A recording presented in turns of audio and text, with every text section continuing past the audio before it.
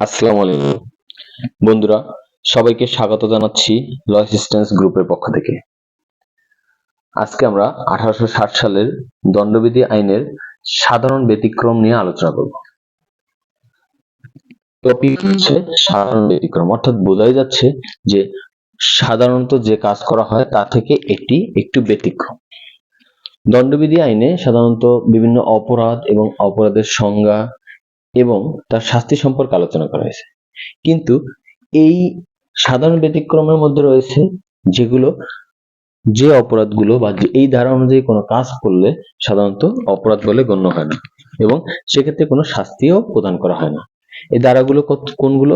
সেটি হচ্ছে দণ্ডবিধি আইনের ৭৬ থেকে ৯৫ ধারা পর্যন্ত যে ধারাগুলো রয়েছে, ৭৬ থেকে ৯৫ পর্যন্ত, এর মধ্যে কোনো কাজ সম্পাদন করলে কোনো অপরাধ বলে গণ্য হয় না। এই যে ৭৬ থেকে ৯৫ পর্যন্ত যেগুলো ধারা রয়েছে তা আমরা কিভাবে মনে রাখতে পারি সেই কৌশলটি আমরা এখানে জানবো। স্ক্রিনে দেওয়া কয়েকটি লাইন রয়েছে, এই লাইনগুলো যদি আমরা মনে রাখতে পারি তাহলে ৭৬ থেকে ৯৫ পর্যন্ত যেগুলো ধারা রয়েছে সবগুলোই আমরা মনে রাখতে পারবো। কি বলা আছে এখানে? ভুল করে বিচারিক কার্য পরিচালনাকালে দুর্ঘটনাবশত দুটি অপরাধের মধ্যে অপেক্ষাকৃত ছোট অপরাধটি করার জন্য শিশু ও পাগল ব্যক্তিকে মাতাল বানিয়ে অনুমতি বা সম্মতি গ্রহণ করলেও তা সরল বিশ্বাসে সম্পাদিত বলে গণ্য হবে না এবং এর শাস্তি হবে মৃত্যুদণ্ড। যদি আমরা একটু ভালো করে দেখি, ভুল করে বিচারিক কার্য পরিচালনা করে, মানে একটা বিচারিক কার্য পরিচালনা করা হচ্ছে, সেটি ভুল করে। এইখানে কি হচ্ছে? একটা দুর্ঘটনা হয়েছে, দুর্ঘটনাবশত দুটি অপরাধের মধ্যে অপেক্ষাকৃত ছোট অপরাধটি করার জন্য, অর্থাৎ দুইটি অপরাধ রয়েছে তার মধ্যে অপেক্ষাকৃত ছোট অপরাধটি করব, সেই করার জন্য কি করছে? শিশু ও পাগল ব্যক্তিকে মাতাল বানিয়ে, শিশু ও পাগল ব্যক্তিকে কি করছি? মাতাল বানাইছি। বানানোর পর কি? অনুমতি ও সম্মতি গ্রহণ করছি। এই যে অনুমতি আর সম্মতি গ্রহণ করছি, তা যদি করি সেটা সরল বিশ্বাসে সম্পাদিত হয়েছে বলে মনে করা হয় না এবং এর শাস্তি কি হবে? মৃত্যুদণ্ড।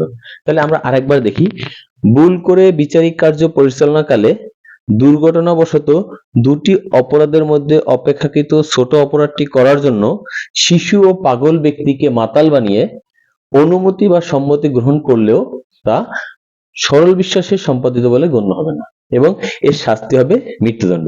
এখানে রয়েছে ভুল। ভুলের ক্ষেত্রে কয়টি ধারা রয়েছে? ধারা রয়েছে দুইটি, ৭৬ এবং ৭৯। তারপরে বিচারিক কার্য, এই বিচারিক কার্যের ক্ষেত্রে দুটি ধারা, ৮৭ এবং ৮৮ ধারা, ৭৭ এবং ৭৮ ধারা। তারপর হচ্ছে দুর্ঘটনাবশত ৮০ ধারা, দুটি অপরাধ ৮১ ধারা, অর্থাৎ দুটি অপরাধের মধ্যে অপেক্ষিত ছোট অপরাধ, এটি হচ্ছে ৮১ ধারা রয়েছে। শিশু সম্পর্কিত ধারা রয়েছে দুটি, সেটি হচ্ছে ৮২ এবং ৮৩ ধারা। পাগল সম্পর্কিত ধারা একটি, ৮৪। মাতাল সম্পর্কিত ধারা হয়েছে দুইটি, ৮৫ এবং ৮৬। অনুমতি এবং সম্মতি, এটি দুটি প্রায় সেম, কিন্তু আমরা মনে রাখার সুবিধার্থে অনুমতি এবং সম্মতি দুটি আলাদা করে দিয়েছি। অনুমতির ক্ষেত্রে তিনটি ধারা, ৮৭, ৮৮ এবং ৮৯। সম্মতির ক্ষেত্রে দুটি ধারা, ৯০ ও ৯১। সরল বিশ্বাসে একটি ধারা, দুটি ধারা, ৯২ ও ৯৩। এবং এই মৃত্যু ভয়ে সম্পর্কিত একটি ধারা, সেটি হচ্ছে ৯৪ রয়েছে। তো আমরা প্রথমেই ৭৬ এবং ৭৯, এই যে ভুল সম্পর্কিত যে দুটি ধারা রয়েছে সেটি নিয়ে আলোচনা করি। ভুল, ভুলের ক্ষেত্রে দুটি ধারা, ৭৬ এবং ৭৯ ধারা। কি ৭৬ ধারা বলা আছে? আইন বলে বা বাধ্য বা ভুল ধারণাবশত নিজেকে আইন বলে বাধ্য বলিয়া বিশ্বাসকারী ব্যক্তি বিশেষ কর্তৃক সম্পাদিত কাজ। অর্থাৎ কোন ব্যক্তি নিজেকে আইন বলে বাধ্য মনে করে অথবা ভুল তথ্যের ভিত্তিতে নিজেকে আইন বলে বাধ্য মনে করে কোনো কাজ যদি সম্পাদন করে, তবে সেক্ষেত্রে তিনি অপরাধী বলে গণ্য হবেন না। যেমন কোনো পুলিশ অফিসার যদি আদালত কর্তৃক বা আদালতের অনুমতিতে বা আদালতের আদেশ ক্রমে কোনো ব্যক্তিকে গ্রেপ্তারের জন্য আদিষ্ট হন এবং সে ব্যক্তির আমরা নাম ধরে নেই ক, কিন্তু যথাযথ তদন্ত পরে যদি পুলিশ অফিসার খকে ক মনে করে গ্রেপ্তার করেন, সেক্ষেত্রে তিনি অপরাধী বলে গণ্য হবেন না। ধারা ৭৯, আইন সমর্থিত বলে বা ভুল ধারণাবশত নিজেকে আইন সমর্থ বলে বিশ্বাসকারী ব্যক্তি কর্তৃক সম্পাদিত কাজ। অর্থাৎ কোনো ব্যক্তি নিজেকে আইন সমর্থিত বলে মনে করেন। আইন সমর্থিত বলতে কি, যা আইন সমর্থন করে তাই আইন সমর্থিত। যে কোনো একটি কাজ সংঘটিত হয়েছে, কোনো ব্যক্তি মনে করতেছে এই কাজটি সম্পর্কে পুলিশকে জানানো দরকার, মানে তিনি নিজেকে আইন সমর্থিত মনে করতেছেন। সেক্ষেত্রে যদি তিনি উক্ত কার্য সম্পাদন করেন এবং সেক্ষেত্রে মানে দেখা গেল যে যাকে তিনি দোষারোপ করছেন তিনি ওই কাজের জন্য মানে কাজটি করেননি, তারপরেও তিনি দোষারোপ করলেন এবং ওই ব্যক্তির শাস্তি হলো, কিন্তু এই ক্ষেত্রে যিনি দোষারোপ করছেন তিনি অপরাধী বলে গণ্য করেন। যেমন ক নামক একজন ব্যক্তি খ নামক একজন ব্যক্তিকে একটি কাজ করতে দেখেন যা কয়ের নিকট খুন বলে মনে হয়। এক্ষেত্রে ক সৎবিশ্বাসে তার স্বীয় সর্বোচ্চ বিবেচনায় খকে খুনি সাব্যস্ত করেন এবং গ্রেপ্তারের জন্য পুলিশের নিকট সোপর্দ করেন। এই ক্ষেত্রে ক কোনো অপরাধ সংগঠন করেননি, যদিও মামলা বিচার কার্যে যদি এমন প্রমাণিত হয় যে খ আত্মরক্ষার উদ্দেশ্যে কাজটি করেছিলেন। তাহলে এই ৭৬ এবং ৭৯-র মধ্যে পার্থক্য হলো কি, ৭৬ দ্বারায় কোনো ব্যক্তি নিজেকে আইনগতভাবে বাধ্য মনে করেন যে এই কাজটা আমি করতে আইনগতভাবে বাধ্য, এবং ৭৯-তে একজন ব্যক্তি কি মনে করেন যে এই কাজটি আইন সমর্থিত, অর্থাৎ তিনি যে কাজটি করেন সেটি আইন সমর্থিত। একটি ৭৬ দ্বারা হচ্ছে আইনগতভাবে বাধ্য মনে করেন এবং ৭৯ দ্বারা তিনি আইন সমর্থিত বলে মনে করেন। এরপরে ৭৭ দ্বারা বিচারিক কার্য দুটি, ৭৭ এবং ৭৮ দ্বারা। ৭৭ দ্বারা আছে কি, বিচার সম্পর্কিত কার্য পরিচালনাকালে বিচারকের কাজ, অর্থাৎ বিচার সম্পর্কিত যদি কার্য যখন সম্পাদন করেন এমন সময় বিচারক যে কার্যগুলো করেন সেই কাজের জন্য তাকে কোনো শাস্তি প্রদান করা হয় না, অর্থাৎ তিনি কোনো অপরাধ সংগঠন করছেন এরকম ভাবে গণ্য করা হয় না। তিনি বিচার কার্য সম্পাদন করলে কোনো ব্যক্তিকে ফাঁসি দিতে পারেন যথাযথ তথ্যের ভিত্তিতে, সেক্ষেত্রে তিনি তার এই কাজটি অপরাধজনক বলে গণ্য হবে না। আদালতের রায় বা আদেশে অনুসারে সম্পাদিত কাজ ৭৮ দ্বারা। আইনত ক্ষমতা বলে বা ক্ষমতাপ্রাপ্ত হয়ে সরল বিশ্বাসে আদালতের রায়, আদেশ বা ডিক্রি বাস্তবায়নের জন্য কৃত কাজ অপরাধ বলে গণ্য হয় না। অর্থাৎ আদালতের আদেশ বাস্তবায়ন করতে গিয়ে যদি কোনো কাজ করা হয় সেক্ষেত্রে এগুলো কোনো অপরাধ নয়। দুর্ঘটনার ধারা রয়েছে একটি, ৮০ ধারা। ৮০ ধারায় বলা হচ্ছে আইনানুগ কার্য সম্পাদনকালে দুর্ঘটনা, অর্থাৎ কোনো কাজ করার সময় কোনো প্রকার অপরাধমূলক উদ্দেশ্য বা অবগতি ব্যতীত যথাযথ যত্ন ও সতর্কতার সাথে যদি কোনো কাজ সম্পাদন করা হয় সেক্ষেত্রে তার এই কাজের জন্য যদি কোনো অপরাধ সংঘটিত হয় তা অপরাধ বলে গণ্য হবে না। যেমন আমরা দেখি কোনো কাজ যদি সতর্কতার সাথে করা হয় এবং যথাযথ সতর্কতা অবলম্বন করা হয়, মনে করি একজন ব্যক্তি কাঠ কাটতেছেন, তিনি কাঠ কাটতেছেন কুঠাল দিয়ে, তিনি সতর্কতার সাথে একটি কোলাহল যেখানে নাই এমন জায়গায় গিয়ে তিনি কাঠ কাটতেছেন, কিন্তু ওর পাশ থেকে কোনো একটি ব্যক্তি হেঁটে যাচ্ছে, দৈবক্রমে তার কুঠালের মাথাটা খুলে গিয়ে ওই যে ব্যক্তি পথে হাঁটতেছেন তার মাথায় গিয়ে লাগলো এবং তিনি মৃত্যুবরণ করেন। এক্ষেত্রে যে ব্যক্তি কুঠাল দিয়ে কাঠ কাটতেছিলেন তিনি সতর্কতার সাথেই কাজ করছিলেন এরকম যদি তিনি নিজেকে প্রমাণ করতে পারেন তাহলে তার কাজটি অপরাধ বলে গণ্য হবে না। দুটি অপরাধ, এটি হচ্ছে ৮১ ধারায় রয়েছে। দুটি অপরাধ কি, সম্ভাব্য ক্ষতিকারক কার্য কিন্তু অপরাধমূলক অভিপ্রায় ব্যতিরেকে এবং অন্যবিধ ক্ষতি নিবারণ করলে কল্পে সম্পাদিত কাজ, অর্থাৎ বড় ক্ষতি হতে উদ্ধার পাওয়ার জন্য যদি কোনো ছোট ক্ষতিকর কাজ করা হয় এবং তাহলে তার দ্বারা কোনো অপরাধ হয় না। ক্ষতির পিছনে যদি অসৎ অভিপ্রায় না থাকে এবং তা যদি বৃহৎ ক্ষতিকে এড়ানোর জন্য করা হয় তবে তা অপরাধ নয়। যেমন আমরা যদি মনে করি একটি বাস রাস্তা দিয়ে যাচ্ছে, তো এক্ষেত্রে অন্য বিপরীত দিক থেকে অন্য আরেকটি বাস আসতেছেন এবং মোটরসাইকেল আসছে, তো এই পাশের বাস ড্রাইভার দেখতেছেন যে একটার সাথে অবশ্যই তার সংঘর্ষ হবে, হয় মোটরসাইকেল না হয় বিপরীত পাশ থেকে আসা বাস। এক্ষেত্রে তিনি বিপরীত দিকে থেকে যে বাস আসতেছে সেই বাস যদি বাসে ধাক্কা লাগে তাহলে অনেক মানুষের মৃত্যু ঘটবে, এটি মনে করে তিনি মোটরসাইকেলের সাথে ধাক্কা লাগিয়ে শুধু একজন মানুষের মৃত্যু হলো। এক্ষেত্রে এই যে বড় ক্ষতি এড়ানোর জন্য অপেক্ষিত ছোট ক্ষতি কাজ করছেন, এক্ষেত্রে তিনি অপরাধী বলে গণ্য হবেন না। শিশু শিশু সম্পর্কিত ধারা দুটি, 82 এবং 83 ধারা। 82 ধারায় আছে 9 বছরের কম বয়স্ক শিশু, অর্থাৎ এই ক্ষেত্রে 9 বছরের কম বয়স্ক কোনো শিশু যদি কোনো কাজ করে তবে তার এই কোনো কাজই অপরাধ বলে গণ্য হবে না। 2004 সালের 24 নং আইন দ্বারা 7 বছরের স্থলে 9 বছর করা হয়েছে। আগে ছিল এটি 7 বছর, কিন্তু 2000 সালের 24 নং আইন দ্বারা 4 সালের 24 নং আইন দ্বারা এটি 7 বছরের স্থলে 9 বছর করা হয়েছে। এই 9 বছরের শিশু যে কাজই করুক তার কোনো অপরাধ বলে এই কাজ অপরাধ বলে গণ্য হবে না। 83 ধারায় বলা হয়েছে 9 বছরের অধিক বয়স্ক ও 12 বছরের কম বয়স্ক অপরিণত বোধশক্তি সম্পন্ন শিশুর কাজ, অর্থাৎ এক্ষেত্রে 9 বছরের বেশি কিন্তু 12 বছরের কম এই শিশু যদি মানে তার এই কাজ সম্পর্কে না জেনে বা এই কাজ সম্পর্কে তার বোধ শক্তি নাই এরকম যদি হয় তবে তার এই কাজ অপরাধ বলে গণ্য হবে না। কিন্তু যদি এমন প্রমাণিত হয় যে ওই শিশু বুঝেই কাজটি করছেন বা তিনি তার কাজ সম্পর্কে জ্ঞাত, তবে এই শিশু অপরাধী বলে গণ্য হবে। কিন্তু যদি তিনি তার কাজ সম্পর্কে না বুঝেন বা বুঝতে অক্ষম হন সেক্ষেত্রে তিনি অপরাধী বলে গণ্য হবেন না। পাগল একটি ধারা, পাগল হচ্ছে 84 ধারা। অপ্রকৃতস্থ ব্যক্তি কর্তৃক সম্পাদিত কাজ, অর্থাৎ পাগল কর্তৃক সম্পাদিত কোনো কাজের জন্য তিনি দায়ী হবেন না।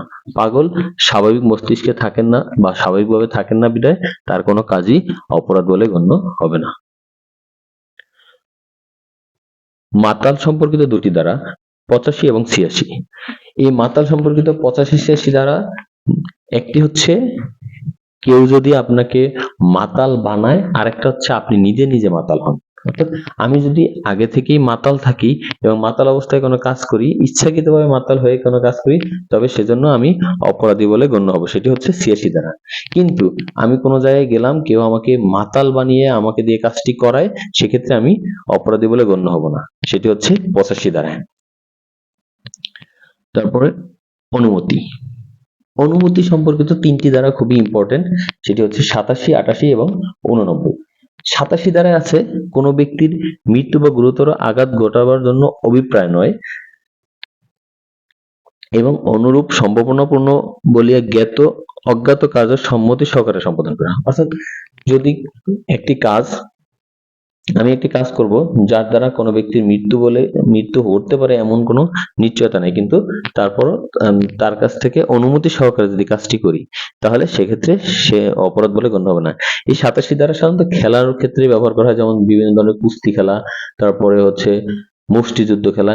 এই খেলায় আগে থেকেই অনুমতি নেওয়া হয় যে আমি যদি ভুল করে কোথাও লাগাই এবং তার ফলে যদি মৃত্যু ঘটে সেক্ষেত্রে আমার কোনো অপরাধ হবে না। কিন্তু এইটি শিশু বা অপকৃতস্থ ব্যক্তির নিকট থেকে নিলে সেটা হবে না, প্রাপ্তবয়স্কদের কাছ থেকে এটি নিতে হবে। 88 ধারা 88 ধারা হচ্ছে মৃত্যু ঘটানোর উদ্দেশ্যে ব্যতীত উপকার করার অভিপ্রায় অনুমতি মূলে মৃত্যু ঘটলেও তা অপরাধ বলে গণ্য হবে না। অর্থাৎ আমার মৃত্যু ঘটানোর কোনো অভিপ্রায় নাই, ইচ্ছা নাই, কিন্তু তারপরেও মৃত্যু যদি ঘটে অনুমতি মূলে সেক্ষেত্রে তা অপরাধ বলে গণ্য হবে না। যেমন আমরা বিভিন্ন অপারেশনের সময় দেখি ডাক্তার একটি ফর্ম দেন, বিশেষ করে সার্জারিক্যাল কাজের সময় কিন্তু ফর্মটা দিয়ে থাকেন, যে সেখানে লেখা থাকে যে এই ব্যক্তির মৃত্যু ঘটলে ডাক্তার দায়ী থাকবেন না। অর্থাৎ ডাক্তার কারো উপকারার্থে যদি কাজ করতে গিয়ে অপারেশনের সময় রোগীর মৃত্যু ঘটে তবে তিনি দায়ী থাকবেন না। কোনো মানুষের উপকারার্থে যদি কাজ করা হয় তার সম্মতি নিয়ে সেক্ষেত্রে কোনো অপরাধ বলে গণ্য হবেন না। এটি হচ্ছে 88 ধারায়। 89 ধারায় 89 ধারায় কি আছেন? 89 ধারায় আছে শিশু বা অপ্রকৃতস্থ ব্যক্তির মঙ্গলার্থে বা উপকারার্থে অভিভাবক বা অভিভাবকের সম্মতিক্রমে অন্য কোনো ব্যক্তি কর্তৃক সম্পাদিত কাজ, এটি অপরাধ নয়। ৮৮তে হচ্ছে প্রাপ্তবয়স্ক ব্যক্তির নিকট থেকে অনুমতি নিয়ে যদি তার উপকারার্থে কোনো কাজ করা হয় তবে সেটি অপরাধ বলে গণ্য হবে না। আর ৮৯ হচ্ছে শিশুর অভিভাবক নিজে বা অভিভাবকের সম্মতিক্রমে অন্য কোনো ব্যক্তি যদি শিশুর মঙ্গলার্থে বা উপকারার্থে কোনো কাজ করেন, এর ফলে যদি শিশুর কোনো ক্ষতি হয় সেজন্য তিনি অপরাধী বলে গণ্য হবেন না। তারপরে হচ্ছে সম্মতি। সম্মতি হচ্ছে ৯০ ও ৯১ দ্বারা। সম্মতি ৯০ দ্বারা হচ্ছে আমরা যে অনুমতি বা সম্মতি সম্পর্কে জানলাম ৮৭, ৮৮ এবং ৮৯, এটি কখন গ্রহণযোগ্য হবে না সেটি হচ্ছে সে সম্পর্কে বলা আছে ৯০ দ্বারায়। যেমন ভীতি প্রদর্শন করে যদি সম্মতি আদায় করা হয়, ভ্রান্ত ধারণার মাধ্যমে যদি সম্মতি আদায় করা হয়, অপরিচিতস্থ ব্যক্তির নিকট থেকে যদি সম্মতি আদায় করা হয়, শিশুর নিকট থেকে যদি সম্মতি আদায় করা হয়, অর্থাৎ এই চারটি ক্ষেত্রে যদি চারটি পর্যায়ে যদি কোনো সম্মতি আদায় করা হয় সেই সম্মতি বা অনুমতি হিসেবে গণ্য হয় না। ৯১ দ্বারা যে সকল কাজ সাধিত ক্ষতি হইতে স্বতন্ত্রভাবে অপরাধ বলিয়া গণ্য সে কাজ বর্জন। অর্থাৎ যে কাজ যদি আমি যদি একটা কাজ করি সেই কাজ যদি সম্মতি নিয়েও করা হয় তবে সে কাজগুলো বর্জন করতে হবে। অর্থাৎ সেই কাজগুলো কি? যেমন গর্ভপাত ঘটানো। গর্ভপাত ঘটানো যদি কোনো মহিলা বা কোনো নারী যদি সম্মতি জ্ঞাপন করেন যে গর্ভপাত করার জন্য, কিন্তু সেই গর্ভপাত যদি ওই নারীর জীবন রক্ষার্থে না করা হয় তবে এটি যদি করা হয় তবে তিনি আইনত অপরাধী বলে গণ্য হবেন। নারীর জীবন রক্ষার জন্য যদি গর্ভপাত ঘটানো হয় সেক্ষেত্রে সদ্বিশ্বাসে করা হয়েছে বলে গণ্য করা হবে এবং এজন্য কোনো অপরাধ হবে না। কিন্তু যদি এমনি গর্ভপাত ঘটানো হয় সেক্ষেত্রে ওই যিনি গর্ভপাত ঘটাবেন তিনি সম্মতি নিলেও অপরাধী বলে গণ্য হবেন।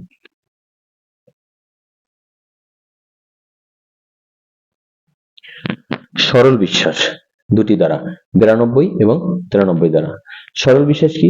সম্মতি ব্যতিরেকে কোনো কাজ ব্যক্তির মঙ্গলার্থে যদি সদ্বিশ্বাসে করা হয়, অর্থাৎ কোনো ব্যক্তির জন্য কোনো ব্যক্তির সম্মতি ব্যতিরেকেও যদি তার মঙ্গলার্থে কোনো কাজ করা হয় তবে তা অপরাধ বলে গণ্য হবে না যদি সেটি সদ্বিশ্বাসে করা হয়। যেমন কোনো মুমূর্ষু রোগীর তাৎক্ষণিক অপারেশন দরকার হলে কারো সম্মতি নেওয়ার মতো কোনো যদি পরিস্থিতি না থাকে সেক্ষেত্রে ওই ব্যক্তির উপকারের জন্য যদি ডাক্তার অপারেশন করেন এবং তার ফলে ওই ব্যক্তির মৃত্যু ঘটে তবে তা অপরাধ বলে গণ্য হবে না।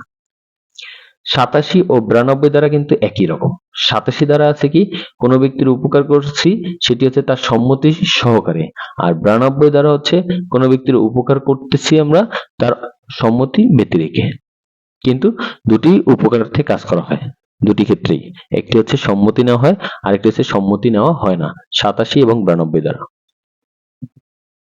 সদ্বিশ্বাসে কৃত যোগাযোগ। আমরা মাঝে মাঝে দেখি ডাক্তার রোগীদের একটি নির্দিষ্ট সময় বলে দেন যে আপনি ৩ মাস বাঁচবেন। এক্ষেত্রে রোগী যদি এই কথা শুনে তাৎক্ষণিক মৃত্যুবরণ করে তবে ডাক্তার অপরাধী বলে গণ্য হবেন না, কেননা তিনি সদ্বিশ্বাসে কথাটি বলেছেন।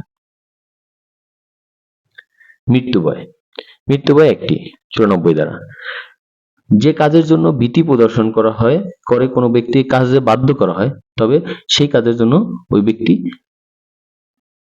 অপরাধী বলে গণ্য হবে না, কিন্তু কাজটি যদি মৃত্যু বা যদি রাষ্ট্রবিরোধী হয় তবে তিনি এই যে তাকে ভয় দেখানো হয়েছে এই অজুহাতে তিনি রেহাই পাবেন না।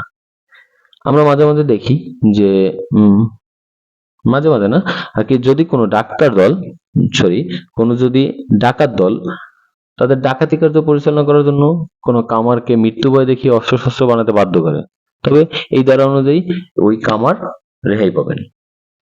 কিন্তু কামারের কাজটি যদি কোনো ব্যক্তিকে মৃত্যু বা রাষ্ট্রদ্রোহী কাজ করা হয়, কামার কর্তৃক মৃত্যু ভয় দেখিয়ে রাষ্ট্রদ্রোহী কাজ করা হয়েছে এই মর্মে কামার কোনো অপরাধ থেকে রেহাই পাবেন না। সর্বশেষ সামান্য ক্ষতিকারক কাজ। সামান্য ক্ষতিকারক কাজ কি?